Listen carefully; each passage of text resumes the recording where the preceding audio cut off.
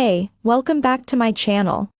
In this video, I'm gonna talk about top 5 best low-light cameras. Starting at number 5. Nikon Z5R. The Nikon Z5 isn't the camera to get if you're interested in shooting video, with severely cropped 4K recording, and a slow burst rate relative to higher-end models. However, you won't find a better full-frame camera body at this price point, making it the best camera for night photography for entry-level shooters.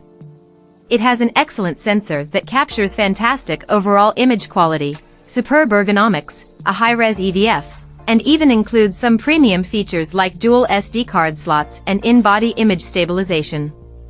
Nikon Z series has plenty of fantastic lens options, particularly within the pricey S line. Though third-party options are still limited compared to competitors like Sony, the Z system continues to grow. Ultimately, if you need full-frame image quality and low-light performance and you're primarily interested in photography, the Z5 will get you there without costing a fortune. Coming at number 4. Sony Alpha 6700. The Sony Alpha 6700 is the best mid-range camera we've tested. Sony cameras are some excellent low-light mirrorless cameras, and the Alpha 6700 is no exception. Though it uses an APS-C sensor, this hybrid model is very well-rounded, with one of the most sophisticated autofocus systems on the market, in-body image stabilization, and advanced video features, including 4K recording at up to 120 frames per second. Beyond that, you'll find plenty of amazing native and third-party lenses for this camera, with some offering excellent value, like Sigma's trio of f/1.4 prime lenses that are all well-suited for low-light shooting.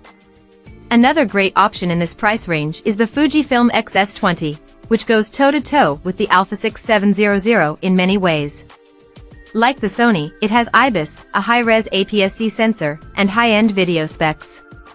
Fujifilm also offers some of the fastest APS-C prime lenses on the market, like the XF50mm f/1.0 RWR. That said, its AF system isn't as reliable as the Sony.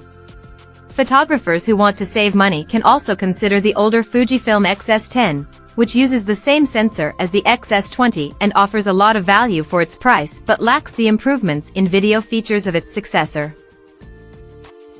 At number 3.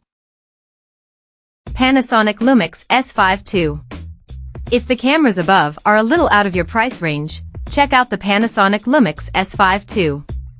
This full-frame model has top-tier noise handling performance, so you'll get exceptionally clean image files even in poor lighting. The original Panasonic Lumix S5 was a steal of a camera, and the S52 improves on it in some key ways, most notably with a new phase detection autofocus system. While it's still no match for Canon's dual-pixel AF system, it does perform fairly well overall. On top of that, this camera is a video powerhouse, with advanced features like internal 10-bit recording, 4K at up to 60 frames per second, and a wide range of recording formats and codecs. L-mount lenses aren't the cheapest, but with compatible options available not just from Panasonic but also from Leica and Sigma, you'll have a wide range to choose from. If you're more strictly interested in photography, the Nikon Z6 is another great option at this price point. It lacks the S52's more advanced video features, but it's a great low-light performer for photos, with excellent ergonomics and an even more reliable autofocus system. Number 2 of my list. Sony Alpha ZV. The Sony ZV-E1 isn't just the most advanced vlogging camera on the market, but it's also a fantastic choice for low-light videography. Using the same low-light optimized sensor as the high-end Sony Alpha 7S III and Sony FX3, but sitting at a much more accessible price point, the ZV-E1 can record incredibly high-quality video, even in the trickiest of lighting conditions.